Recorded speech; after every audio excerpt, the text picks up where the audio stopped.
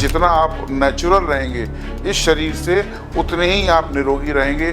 जितने आप आर्टिफिशियल रहेंगे तो फिर आप खुद ही एक दिन एआई बन जाएंगे। टाइप 1 में किस तरह की डायबिटिक पेशेंट आते हैं और टाइप 2 में किस तरह के डायबिटिक? 5 इंद्रियों को जो अच्छा लगे वो शरीर को लेना चाहिए, और जो 5 इंद्रियों में से एक को भी अगर खराब लगे वो आपके शरीर के लिए विष है। आजकल थोड़ा सा अलग हो गया। आजकल बुखार आता है तो लमसम हफ्ते भर से 10 दिन तक रहता है।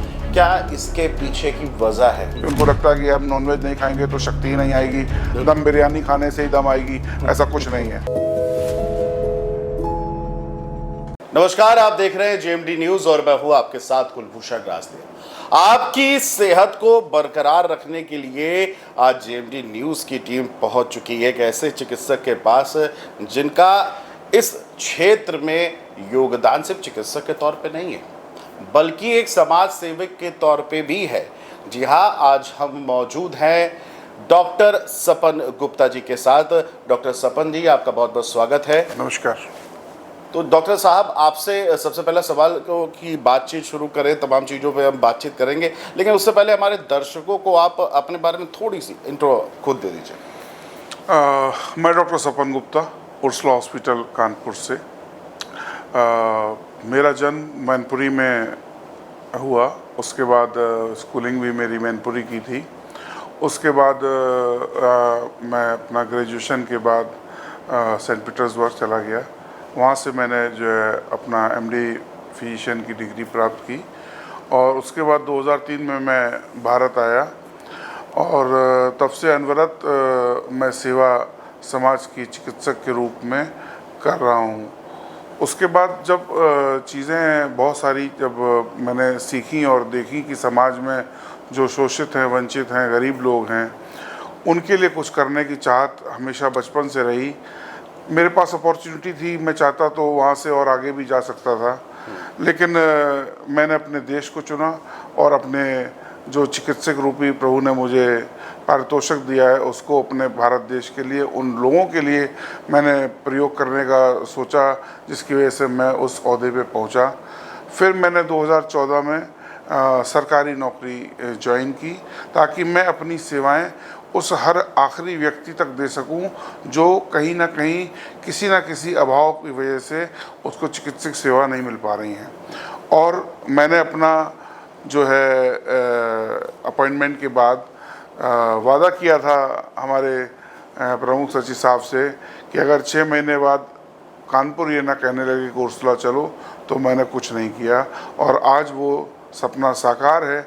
आज मैं लोगों को वो सेवाएं दे रहा हूँ उर्सला के अंदर, जो बाहर कहीं ना कहीं वो पेशेंट्स के आर्थिक रूप से काफ़ी ज़्यादा उनका खर्च होता है, और हम लोगों के पास इस टाइम जो इक्विपमेंट्स हैं सरकार की तरफ से, और हमारे जो डायरेक्टर महोदय हैं हमारे एस डी अग्रवाल साहब, वो भी मतलब युग पुरुष हैं। उनके आने के बाद हमारे उर्सला में ऐतिहासिक चेंजेस आए हैं, और हम लोग जो है जो सेवाएं दे रहे हैं वो समाज से अछूती नहीं है। बिल्कुल, आपने जो अपना इंट्रोडक्शन दिया डॉक्टर साहब, कहीं ना कहीं एक मैं कहूँ तो चिकित्सक कम समाज सेवी ज़्यादा लग रहा है, तो कोई गलत कहना नहीं होगा। आपने बताया कि उर्सला में आपने सन 2014 से मतलब शुरुआत करी, और कानपुर के उर्सला में आप कार्यरत हैं।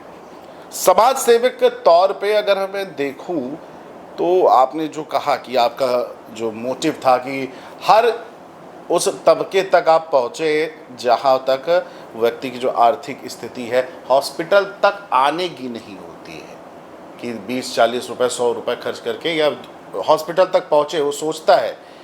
तो बतौर समाज सेवी अगर मैं कहूँ, डॉक्टर सपन कहाँ पे हैं सर?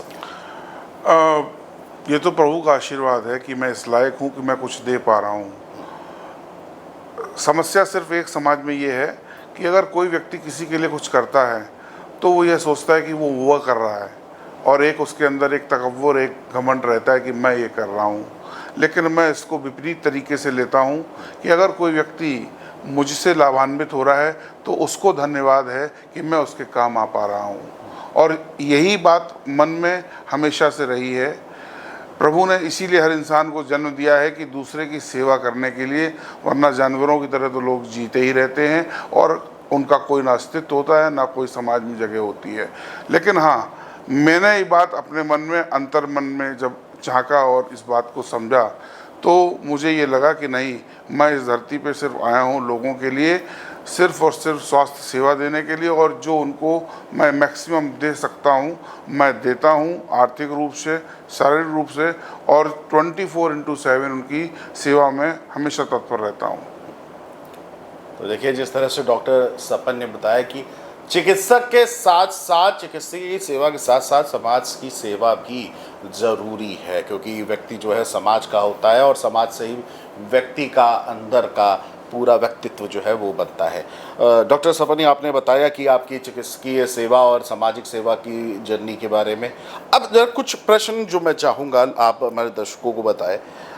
आजकल की लाइफस्टाइल भले अलग हो गई, लाइफस्टाइल पर हम आते हैं, लेकिन उससे पहले आमतौर पर सर्दी, खांसी, जुकाम, नज़ला, ये जो लक्षण होते हैं, आजकल लोग बस कुछ दवाई ले ली छुटपुट सी और ठीक हो गया, चल दिए फिर आगे।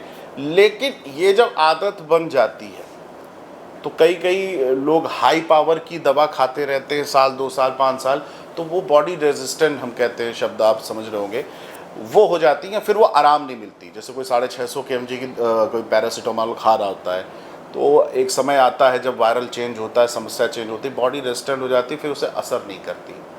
तो मैं आपसे जानना चाहूँगा, आगे बड़ी दिक्कतें आ जाती हैं, ऐसा क्या प्रॉब्लम्स आती हैं, ताकि हमारे दर्शकों को आप बताएं तो वो अवेयर हो सके। नाउअडेज जो समस्या समाज में चल रही है कि हमारे समाज में 70 to 80% लोग हैं, पहले वो अगर बीमार होते हैं तो स्वतः ही ट्रीटमेंट करते हैं। चूँकि कुछ दवाइयाँ कॉमन है तो वो अपना शुरू में 2-4 दिन वो लेते हैं, फिर वो मेडिकल स्टोर से दवा लेके खाना शुरू कर देते हैं, फिर वो उस झोला छाप के पास जाते हैं जो कि डॉक्टर्स के साथ रहते रहते कुछ दिन में दवाइयाँ को सीख जाते हैं, तो वो दवा बांटना शुरू कर देते हैं। जो बात आपने कही कि हाई पावर की दवा, तो वो हाई पावर की दवा नहीं होती है, वो एक शब्द है स्टेरॉइड। तो वो स्टेरॉइड देके मरीज की प्रतिरोधक क्षमता को बिल्कुल शून्य में पहुंचा देते हैं, जिससे जब वो हमारे लोगों के पास पेशेंट आता है तो उसके अंदर इतनी क्षमता नहीं होती है कि उसको फिर हम नॉर्मल दवाओं से ठीक कर पाएँ। फिर उसके लिए हमको हाई एंटीबायोटिक और हाईली जो है कंजर्वेटिव ट्रीटमेंट देना पड़ता है, तब जाके वो कहीं ठीक हो पाता है।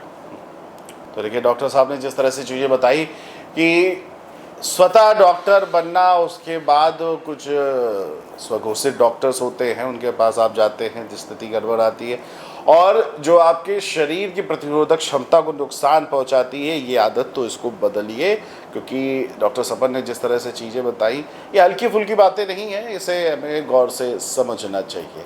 डॉक्टर सपन, अगला प्रश्न मेरा आपसे रहेगा कि इस दौर या जिस तरह से आप कार्यरत हैं, उस समय सरकारी सेवा दे रहे हैं, आजकल किस तरह के ज़्यादा पेशेंटों से आप रोज मिलते हैं? कौन सी बीमारियां हैं जो सबसे ज़्यादा देखी जा रही है लोगों में, क्या वजह है इसकी, क्या इसमें सुधार किया जा सकता है? नाउडेज जो अभी समस्याएं चल रही हैं वो वायरल फीवर वगैरह के पेशेंट्स हमारे पास ज़्यादा आ रहे हैं, चूँकि कोरोना भी कहीं ना कहीं अपने जो है पैर पसार रहा है, लेकिन अब वो उतना घातक नहीं है जो हम 3 साल पहले जिस महायुद्ध को हम लोग जीत कर आज आए हैं। आज हर वो व्यक्ति बहुत ही प्रभु के द्वारा आशीर्वाद प्राप्त है जो आज जीवित है, नहीं तो 3 साल पहले हर व्यक्ति के घर में क्षति कहीं ना कहीं हुई है, और जिसका हम लोग जो है खामियाजा अभी तक भुगत रहे हैं। तो जो ये कोरोना इस टाइम चल रहा है, ये simple as like viral infection है, बस आपको प्रिकॉशंस लेने की ज़रूरत है, अपने नज़दीकी चिकित्सक से उसकी प्रॉपर स्वास्थ्य सेवाएं लेने की ज़रूरत है और उसकी दवा लेने की ज़रूरत है, तो चीज़ें आपकी बेहतर हो पाएंगी और आप उससे निकल पाएंगे। डॉक्टर सपन, आपने कोरोना का जिक्र किया, एक थोड़ा सा प्रश्न पीछे आपके ले लेते हैं। जानना चाहूँगा एक आपसे, थोड़ा व्यक्तिगत है, नाराज़ ना होइएगा, क्योंकि बतौर आपने सेवा की बात करी कि आप लगातार सामाजिक सेवा करते रहे हैं, अच्छी बात है, लगातार, और भी जो डॉक्टर्स हैं उनको भी प्रेरणा आपसे लेनी चाहिए। लेकिन एक दौर आया था, अब आपने कोरोना की भी बात करी, दौर ऐसा था कि लोग फ़ोन नहीं उठाते थे। आपको शायद याद होगा, चाहे रिश्तेदार हो, चाहे सगा भाई हो, या कोई भी हो, जो लगातार आपको दुनिया भर व्हाट्सएप पे चर्चाएं करता रहता था, वो फ़ोन क्या व्हाट्सएप में आपका सीन तक नहीं करता था।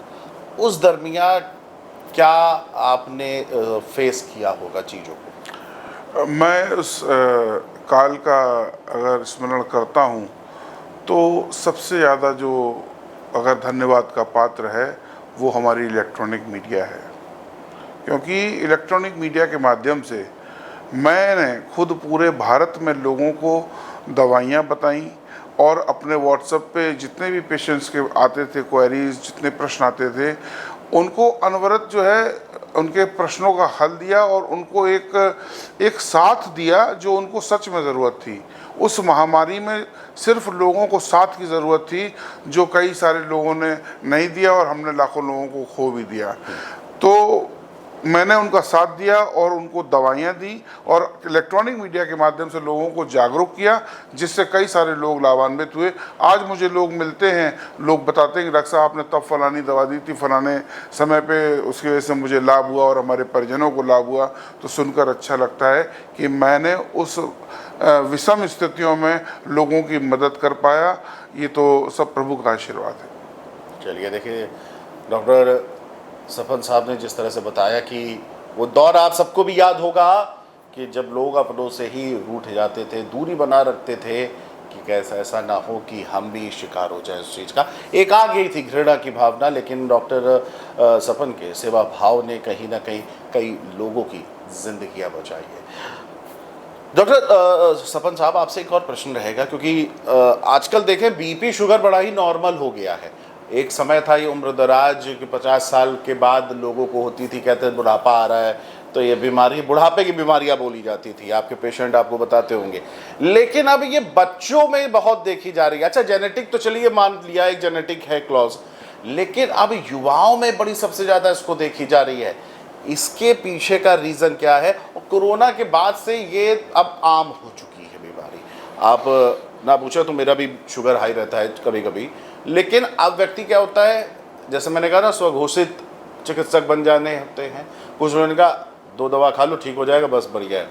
एक बार दवा शुरू हो जाती है तो फिर वो शुरू रहती है। ये भी कहीं ना कहीं लोगों के अंदर डर है इसको लेकर के, तो वो दवा भी नहीं लेते हैं और फिर स्थितियां जो होती हैं वो हाथ से बाहर निकल जाती हैं। क्या कहेंगे आप?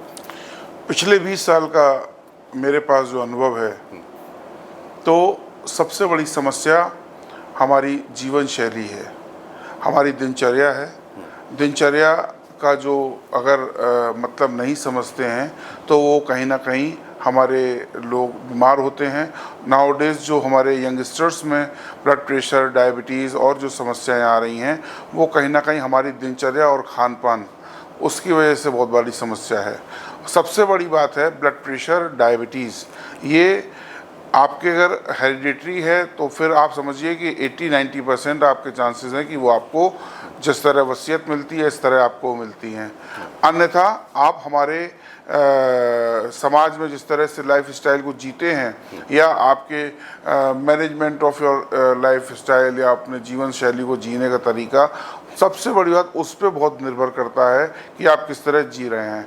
आज सबको भागा दौड़ी मची हुई है, लोग बहुत जल्दी से अमीर होना चाहते हैं, लोग बहुत जल्दी से वो सब अचीव करना चाहते हैं जो एक समय पे, हर चीज़ का एक समय होता है, उस चीज़ का समय आने पे ही वो चीज़ उसको मिलती है।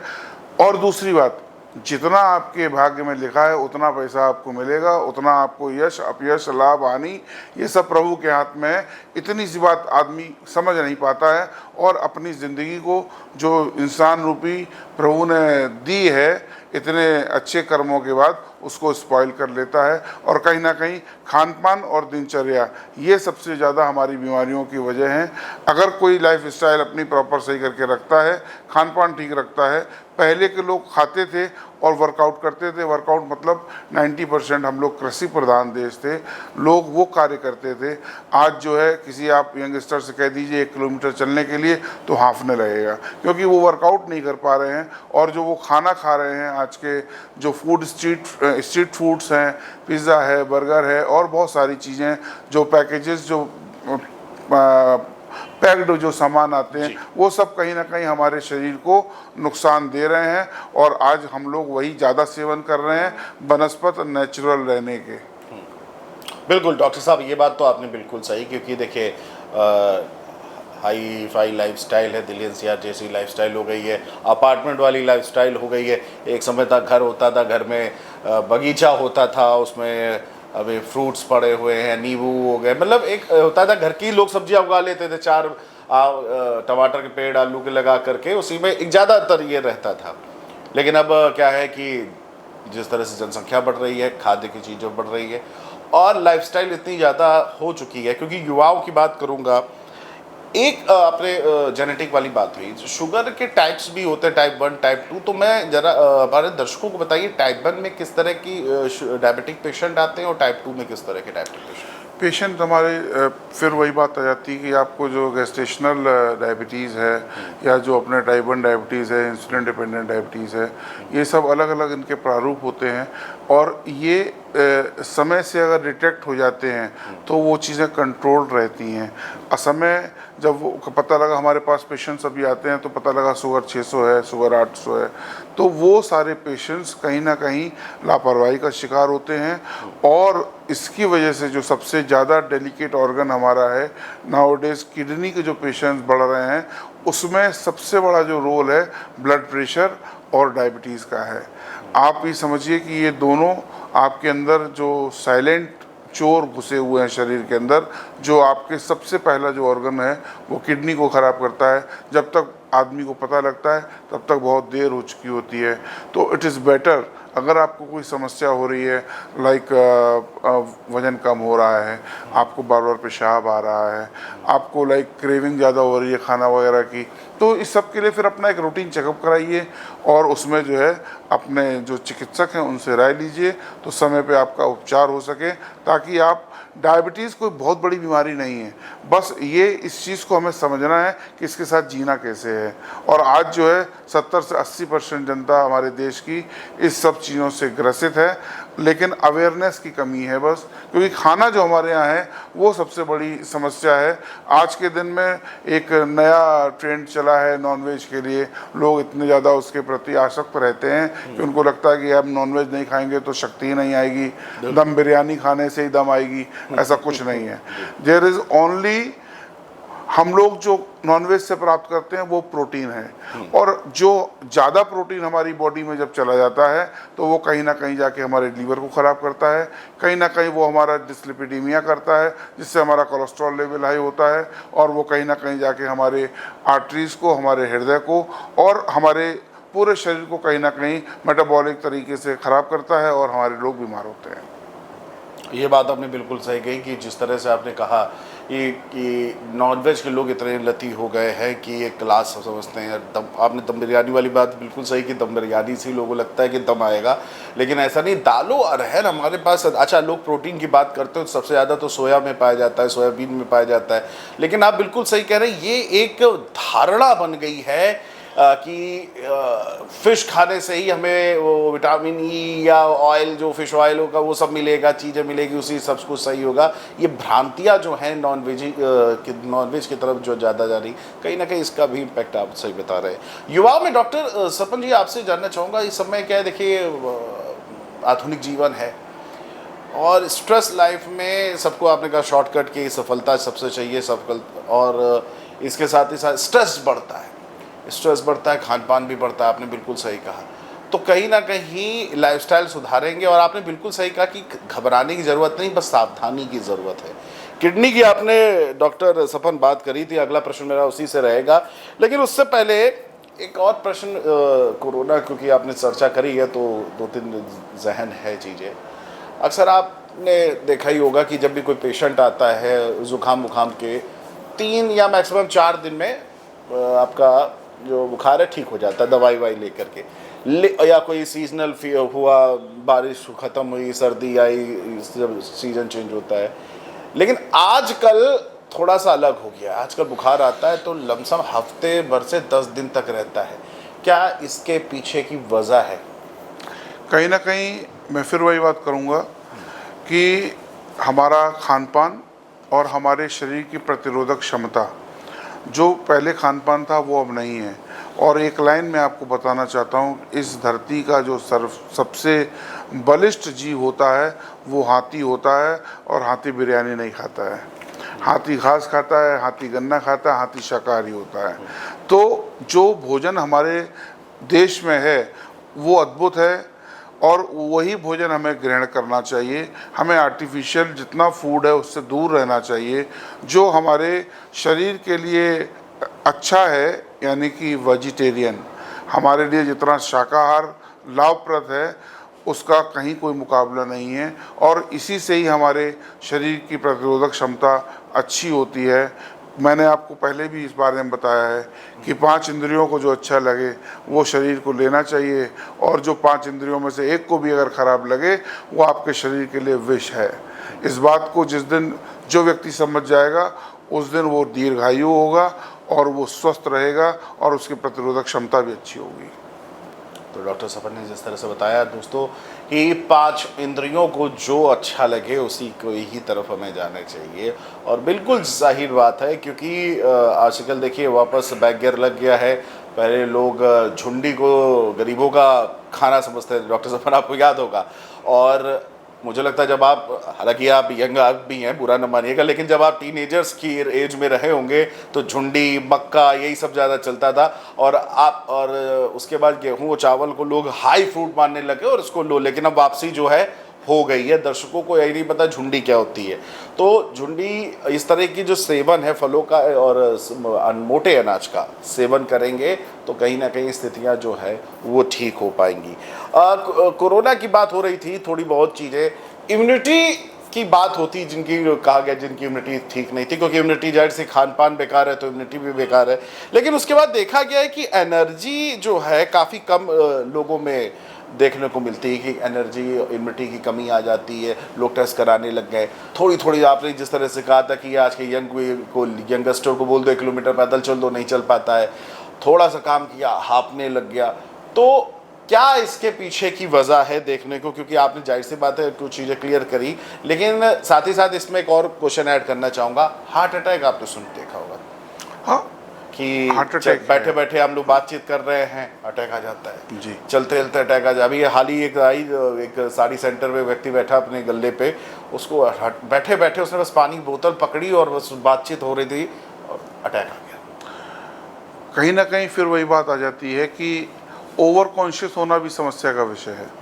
कई बार हम देखते हैं यंगस्टर्स आजकल, जिसको देखो कि सारे जिम की तरफ भागे जा रहे हैं कि वो एक ही दिन में सिल्वेस्टर स्टैलोन बनना चाहते हैं, जबकि ऐसा नहीं होता है।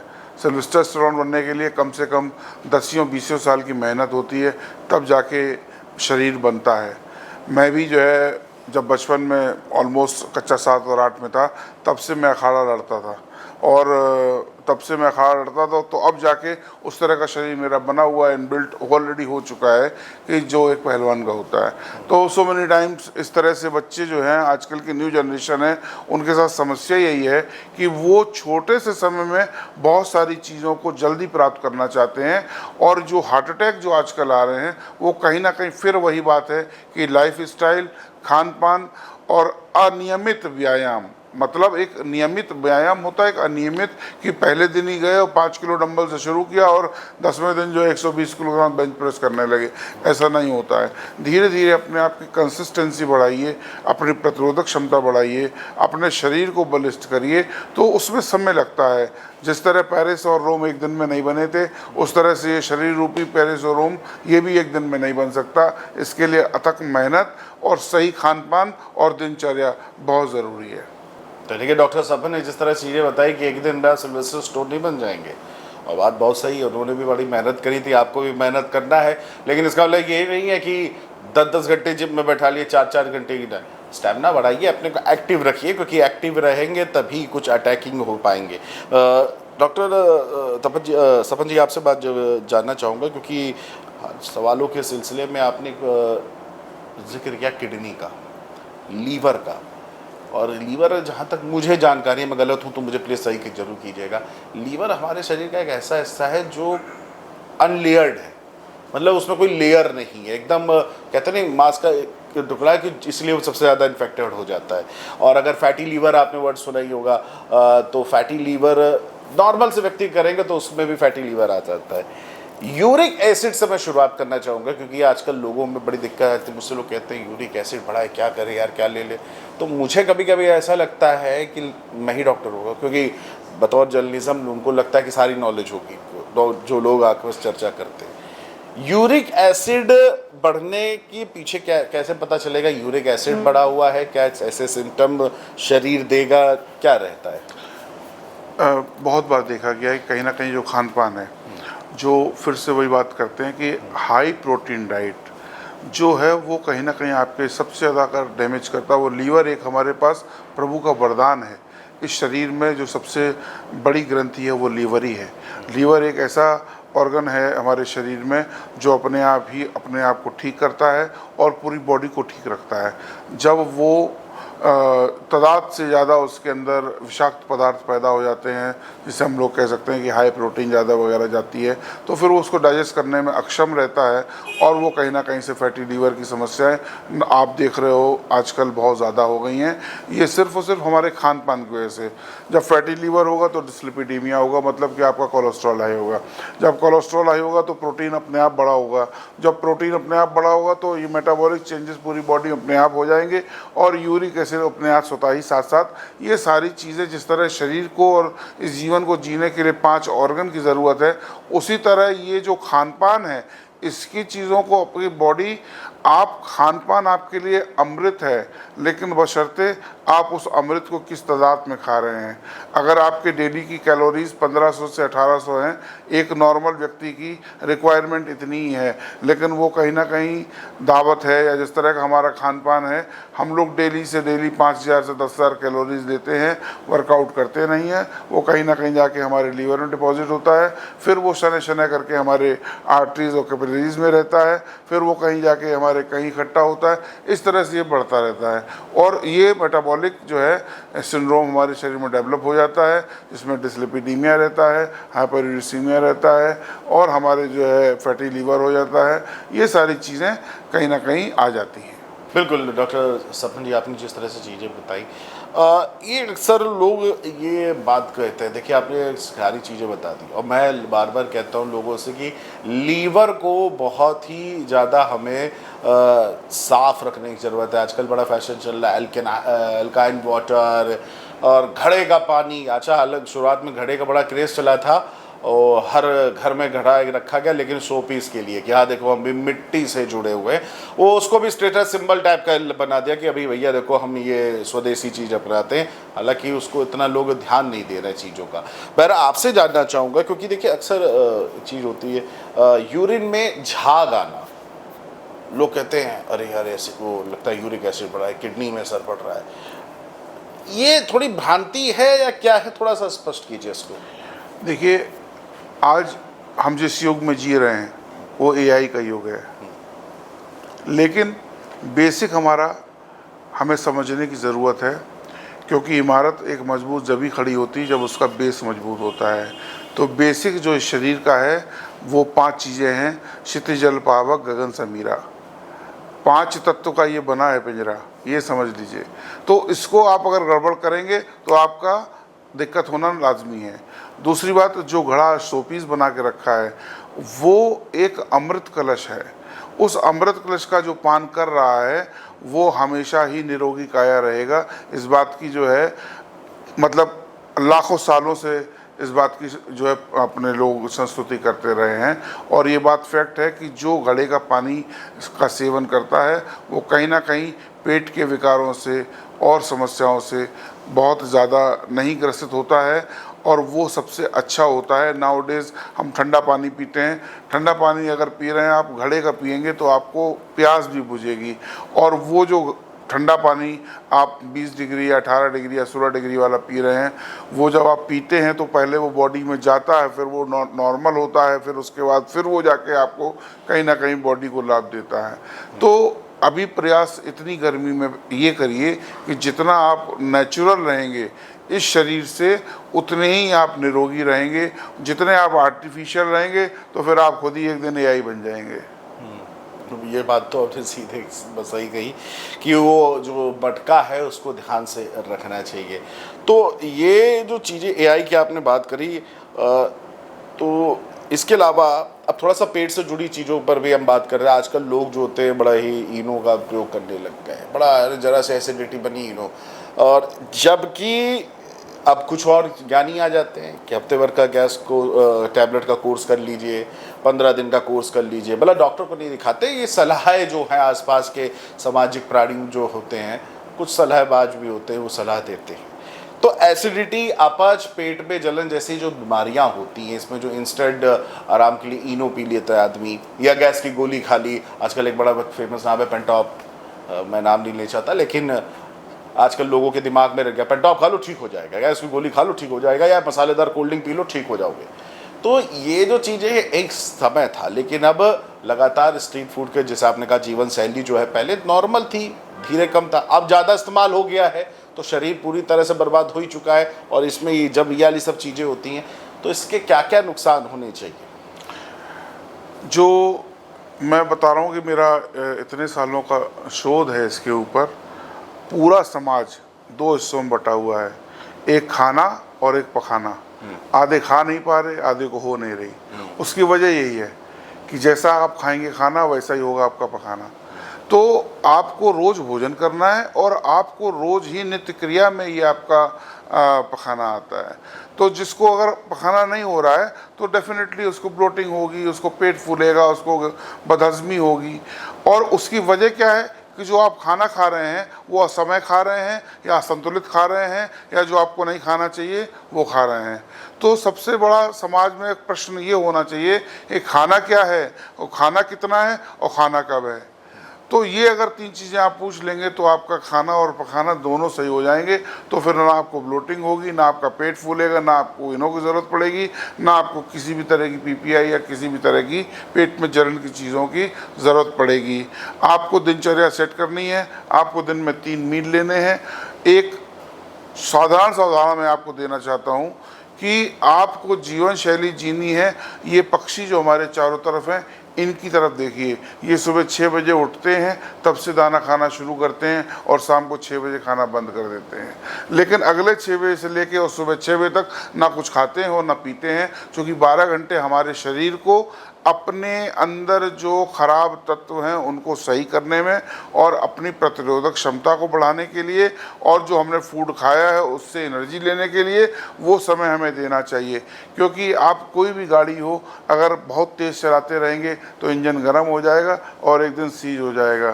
तो वो इंजन तो बदल सकता है, ये इंजन अगर एक बार ख़राब हो गया तो ये बदला नहीं जाएगा। ये बात अपने दिमाग में बैठा लीजिए। तो आपने समझ लिया होगा कि किस तरह से डॉक्टर सबन ने आपको इतना समझा दिया है, और आशा करता हूं कि आपको ये बात बिल्कुल समझ में आ चुकी होगी कि अपना खान पान सुधारिए, जितना हो सके कोशिश कीजिए घर का ही खाइए, और कम नमक मिर्च मसाले का जो है सेवन कम कीजिए। कभी कभी तो चलता है, जाहिर सी बात है कि जीवन में चटपटा भी होना चाहिए, तड़के वाली दाल भी होनी चाहिए, लेकिन जितना कोशिश कीजिए मिर्च मसाले, और समय के साथ, जैसे गर्मी का मौसम चल रहा है तो जितना तरल पदार्थों का सेवन हो सके वो कीजिए। डॉक्टर साहब, विकार किएगा आपने बात करी, थोड़ा सा व्यक्तिगत प्रश्न भी है।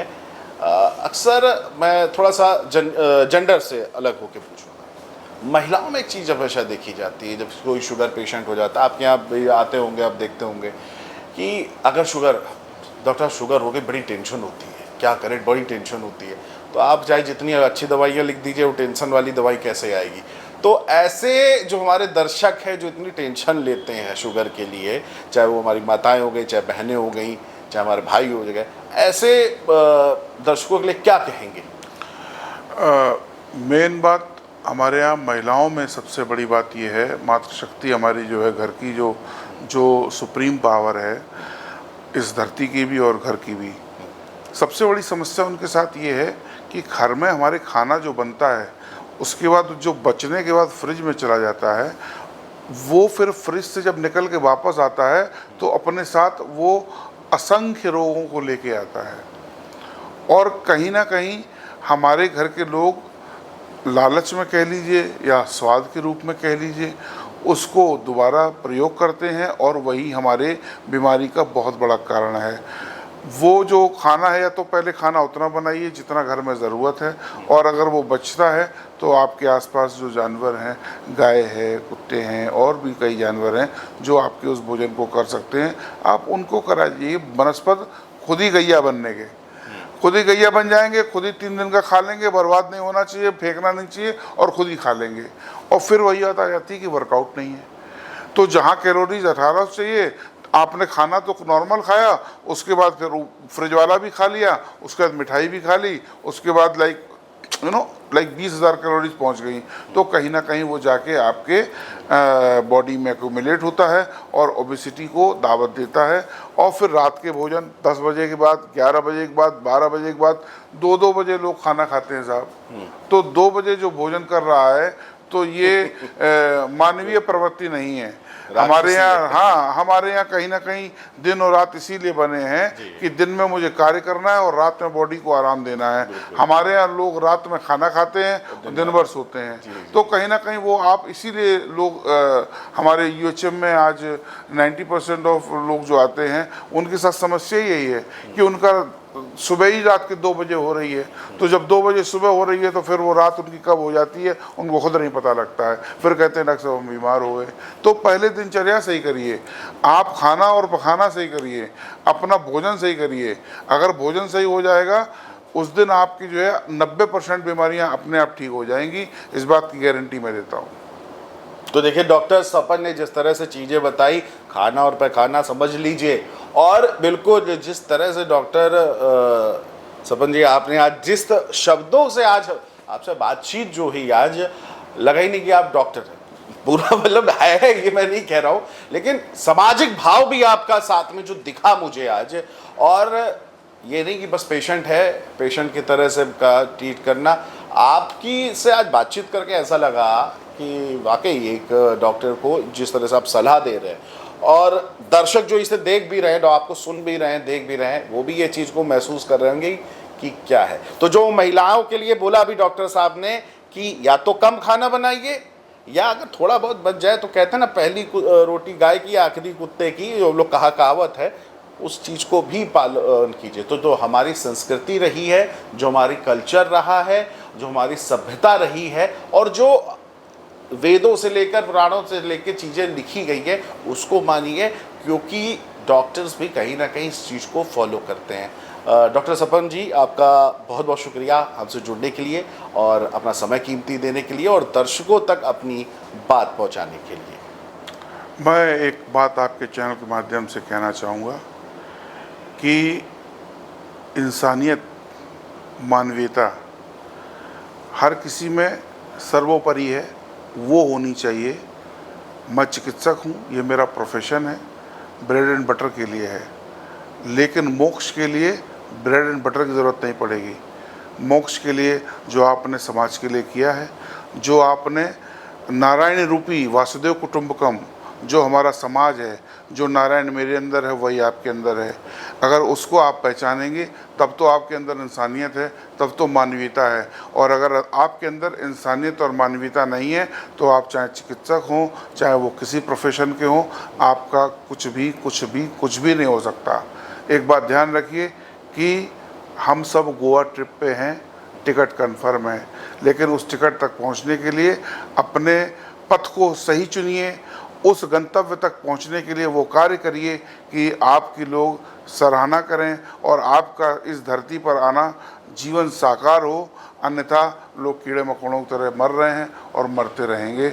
मैं अपना कार्य शिद्दत के साथ कर रहा हूँ, जब तक जिंदा हूँ करता रहूँगा। आपको क्या करना है वो आप देखिए। बहुत खूब डॉक्टर साहब, आपने अच्छी बात कही। तो हमारे साथ जुड़े थे डॉक्टर सपन गुप्ता जी, जिन्होंने अपने चिकित्सकीय अनुभव के साथ अपने सामाजिक सेवा भाव से भी चीज़ें बताई। तो अपने स्वास्थ्य संभालिए, व्यायाम कीजिए, योगा कीजिए, और जितना हो सके शुद्ध और शाकाहारी भोजन का ही प्रयोग करें, ताकि ये uric acid, BP, sugar, thyroid, इस तरह की जो बीमारियां हैं, पेट संबंधी बीमारी, इनसे आपको मुक्ति मिले। फिलहाल अभी के लिए इतना ही। देखते रहिए GMT न्यूज़।